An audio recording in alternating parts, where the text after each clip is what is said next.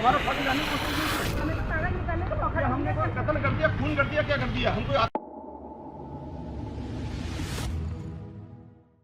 22 जून को सुबह इज्जतनगर थाना क्षेत्र में गैंगवार का मामला।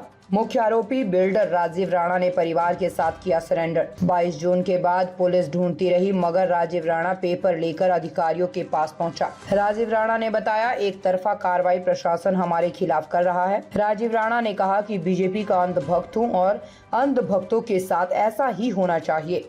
राजीव राणा की पत्नी ने मीडिया के सामने रो रो कर कहा, हमें इंसाफ चाहिए, हमारी कोई सुनवाई नहीं कर रहा है। सीसीटीवी में पूरी घटना देखकर हो कार्रवाई। बवाल में आरोपित बिल्डर राजीव राणा का होटल सील करने के बाद शुरू हुई बुलडोजर की कार्रवाई। कई जेसीबी से ढाया जा रहा बिल्डर राजीव राणा का होटल। इस मामले में अब तक 2 दर्जन आरोपियों की हो चुकी है गिरफ्तारी। बरेली से ललित कुमार कश्यप की रिपोर्ट। मेरा मकान तोड़ है, पूरा मुकदमा लेकर तोड़ दिया मेरा मकान। मेरा कोई दोष नहीं है, मेरे किसी परिवार का दोष नहीं है। और जिस प्लॉट को लेकर मुझे गलत ठहराया जा रही है, उसके लिए ये सारे पेपर लेकर आया हूँ। ये सारे पेपर हैं, ओरिजिनल डॉक्यूमेंट है उसके लिए।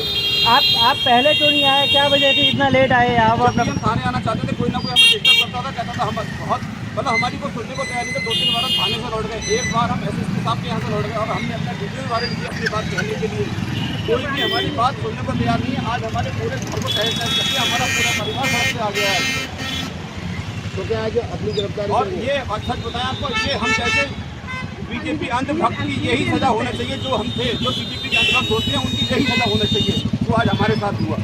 इससे आगे बढ़ेंगी हमारी और हमारे अंदर से अंधभक्ति निकलेगी।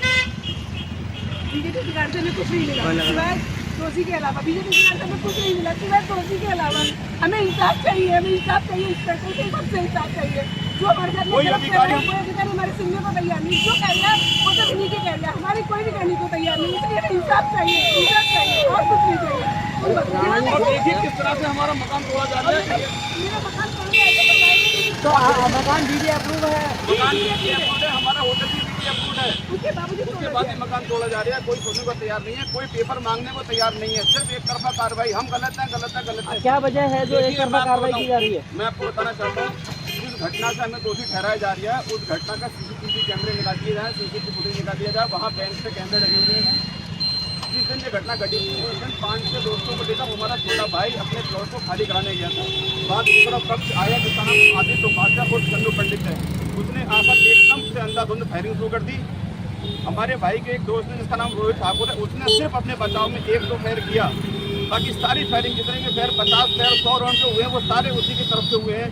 आदित्य उपाध्याय चंदू पंडित की तरफ से। किसी अधिकारी के पास जाएंगे, क्या होगा? हमारी को सुनेगा, हम सब जगह जाएंगे। हमारी को सुनने वाला तो हमारी को सुनने वाला नहीं है। आज आप सामने आए हैं तो अगला कदम क्या होगा आपका? अगला कदम हमारा यही होगा, अपने लिए इंसाफ के लिए होगा अगला कदम। इंसाफ चाहिए और कुछ नहीं चाहिए। इंसाफ के अलावा और अभी हम नहीं सरेंडर करने नहीं आए, सिर्फ हम सरेंडर करने नहीं, हम अपने डॉक्यूमेंट दिखाकर। ये सच सबसे पहले मुद्दा ये है कि प्लॉट, एक मिनट, सबसे पहला मुद्दा ये है कि इस प्रॉपर्टी को लेकर हमें दोषी ठहराया जा रहा है, जिससे ये कहा जा रहा है हम कब्जा करने गए थे। उसको जांच की जाए, वो प्लॉट हमारा है या दूसरी पार्टी का है। पहले ये साबित हो वो पक्ष हम सही है या वो सही है। हम दावा करते हैं, आपसे लिख कर देते हैं, हमारा प्लॉट ये पीटी अप्रूव्ड है। जिस प्लॉट से हम अपना खाली कराने गए थे, 1 साल से हम उसको पत्थर हटवाना चाहते थे, वो नहीं हटा रहे थे। हम एसएसपी साहब के पास गए, आईजी साहब के पास में गए, इंस्पेक्टर साहब से मिले और एडीजी साहब से मिले। सारे दरवाजे हम खटखटा चुके थे। उसके बाद हमने जाके पेट्रोल से पत्थर को तोड़ना चाहा। तो क्या अभी अपने मकान पे जाएंगे कैसे? बिल्कुल अपने मकान पे जा रहे हैं हम, आइए हमारे साथ।